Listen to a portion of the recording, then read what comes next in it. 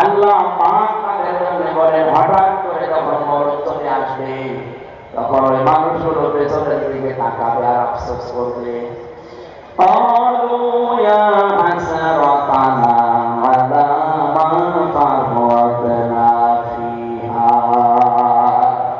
আমি কি পাঠালাম আজকে কত বাস্তব আমি সেদিন চিন্তা করে দেখলাম। মালয়েশিয়াতে গিয়েছিলাম, যে হোটেলে উঠি দেখি নিচে দুইজন বসে বসে চা খাচ্ছে। যে বললাম কি এখানে কেন? বলছে হুজুর আমরা আমি পালিয়েছি। পালালে কেন? আপনার না 620টা বাড়ি দুটোকে খুঁজে পেয়েছে, আল জাজিরা রিপোর্ট দিয়েছে আপনার বাড়ির সংখ্যা সারা পৃথিবী মিলে 620টা। অথচ আপনি আজ হোটেলে থাকেন, কিছুই তো ভোগ করতে পারলেন না। কি করলেন জীবনে? হুজুর দোয়া করেন, দোয়া আসবে আপনার জন্য। বাংলাদেশের বাড়িগুলো জ্বালিয়ে দিয়েছে, পুড়িয়ে দিয়েছে। বাইরের দেশে সাহেব পাড়া আছে আপনার, আপনার বেগম পাড়া আছে, এই সিঙ্গাপুরে বাড়ি আছে, একটাতে থাকতে পারেন না। এই মালয়েশিয়াতে আপনি বেগম পাড়া সাহেব পাড়া বানিয়েছে, থাকতে পারেন না। থাকে না হোটেলে প্রতিদিন 20,000 50,000 টাকা করে ভাড়া দিয়ে।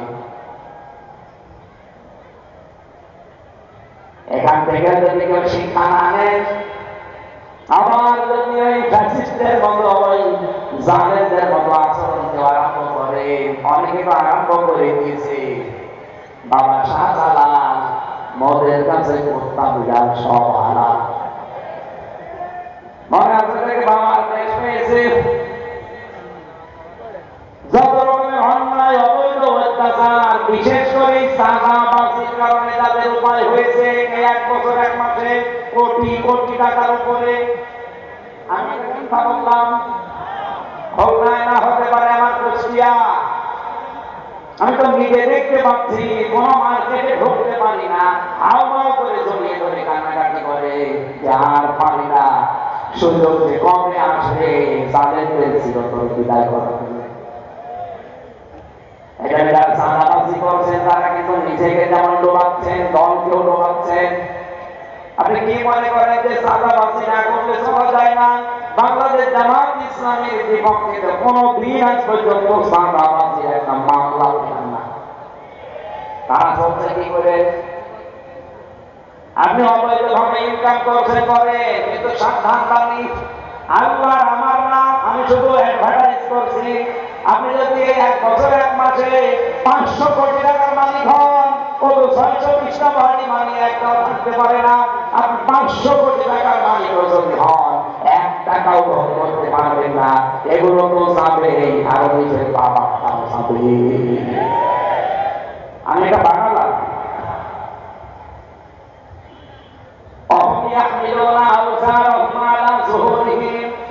আল্লাহ পাক বলেন এই মানুষগুলো তাদের পাপের বোঝা পিঠের উপরে বহন করে নিয়ে যাচ্ছে যাবে। আল্লাহ যদি এখানে ছাড় দিতেন, আমি আর করতাম না। আল্লাহ দিয়েছেন আল ছাড়, এরপরে দিয়েছেন ইয়াকমিলুনা, এটা বোঝারে বর্তমান ভবিষ্যৎ প্রেজেন্ট ফিউচার। সুতরাং যারা মানুষের সম্পদ আত্মসাৎ করা, ফাঁকি দিয়ে খাওয়া, অন্যায় ভাবে ঘুষ সুদের মাধ্যমে ভক্ষণ করা, চাঁদাবাজি করা, আপনি কি টের পাচ্ছেন কি হয়ে যাচ্ছে? কিয়ামতের ওই কঠিন ময়দানে আপনার পাপের বোঝা কিন্তু শুধু ওই 10 কেজি 20 কেজি থাকবে না, বাড়তেই থাকবে।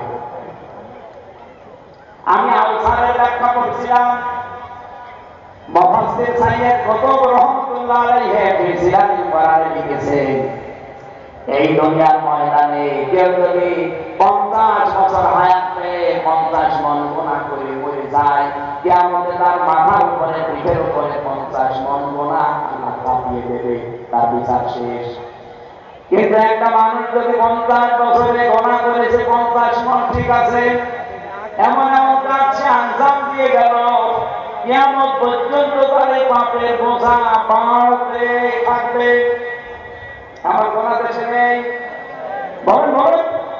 আপনি এমন একটা ছাত্র সংগঠন বানিয়ে গেলেন, আপনি মরে গেছেন, কিন্তু তারা তো থেমে নেই, তারা বিশ্বজিৎকে ছাড়ে না।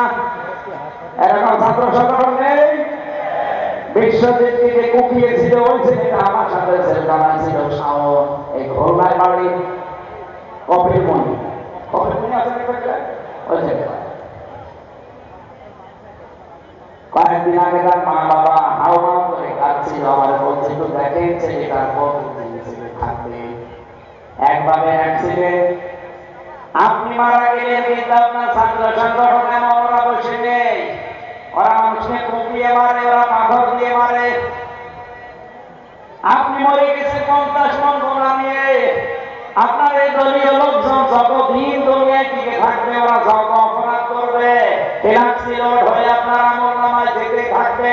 গোনা ছিল 50 মন, কিয়ামত আসতে আসতে গোনার পাল্লা হবে 500 মন। কথা বলুন, এরকম জীবন বাংলাদেশে কারণে এতটুকু বলে আল্লাহ শেষ করবে। পরে তার মারাত্মক আল্লাহ পাক বলেন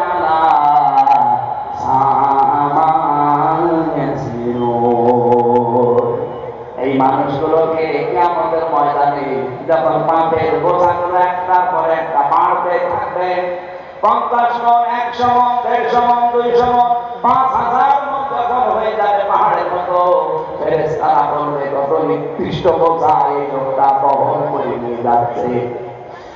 বাংলাদেশের রাজনৈতিক নেতারা নিজেরা তো অপরাধ করছে, এমনকি মানুষ দিয়ে যারা অপরাধ করাচ্ছে, একটু বিবেকের কাছে প্রশ্ন করেন, আপনার গোনা 500 মন ছিল, কিয়ামতের দিন যদি 50,000 মন হয়ে যায়, ফেরেশতারা যদি দেখে বলে কত নিকৃষ্ট বোঝা এই নেতা বহন করে নিয়ে যাচ্ছে, ও লোকটা রাখবে কোথায়?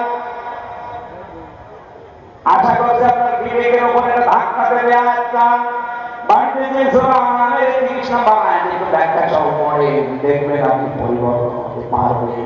কোরআন যদি আপনার পরিবর্তন আনতে না পারে, আপনি বিশ্বাস করতে পারেন আপনার কপালে আর হেদায়েত নেই। কথা বলেন ঠিক কিনা? সুতরাং আল্লাহ যে 4টা কাজে সবচেয়ে বেশি রাজি, আর যে 4টা কাজে সবচেয়ে বেশি নারাজ, আল্লাহ আমাদেরকে এখান থেকে মাহফুজ রাখেন, বলেন আমিন। যেহেতু রবিউল আউয়াল মাস, এই কেন্দ্রিক একটা আয়াত পড়েছি, তাফসীর আকারে কথা বলতে চাচ্ছি। সূরা আনামের 50-51 নম্বর আয়াত।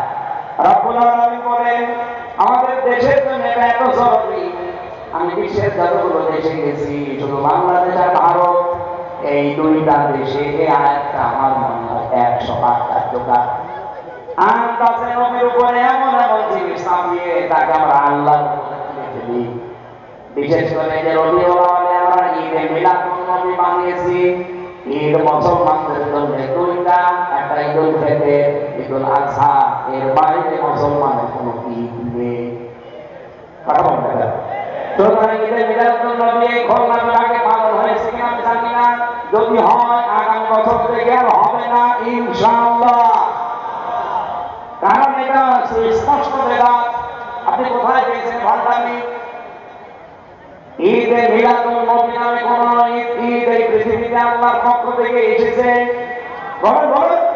আপনি আনন্দ করেন, রাসূল যেই দিন জন্ম নিয়েছিলেন তার শুকরিয়া আদায় করার জন্য ওই দিন রোজা রাখলেন। আপনি রোজা রাখেন? আমি 63 দিন ব্যাপী কি আরম্ভ করেছি ঈদে মিলাদুন নবীর নামে, অথচ মিলাদ নামে যেটা আমাদের দেশে আছে এইটাও যদি আমরা হালকা মানতাম। আমি তো 27টা শিক্ষা পেয়েছি, একটা শিক্ষাও বাংলাদেশের মানুষ নেয় না। সিরাজুল হিসাব থেকে বলছি, বিশ্বনবীকে আমরা যেগুলো যেগুলো বলতে চাই, আল্লাহ বলেন নবী আপনি বলেন ওগুলো একটা না। আল্লাহ আকুলু লাকুম ইনদি খাযাইনুল্লাহ, নবী আপনি বলেন আমি এই কথা বলি না যে আল্লাহর ধন ভান্ডার আমার কাছে আছে, ওয়ালা আলামুল গায়বা, আমি এই কথাও বলি না যে আমি গায়েব জানি, ওয়ালা আকুলু লাকুম ইন্নী মালাক, আমি এই কথাও বলি না যে আমি ফেরেশতা। আমি কি বলি?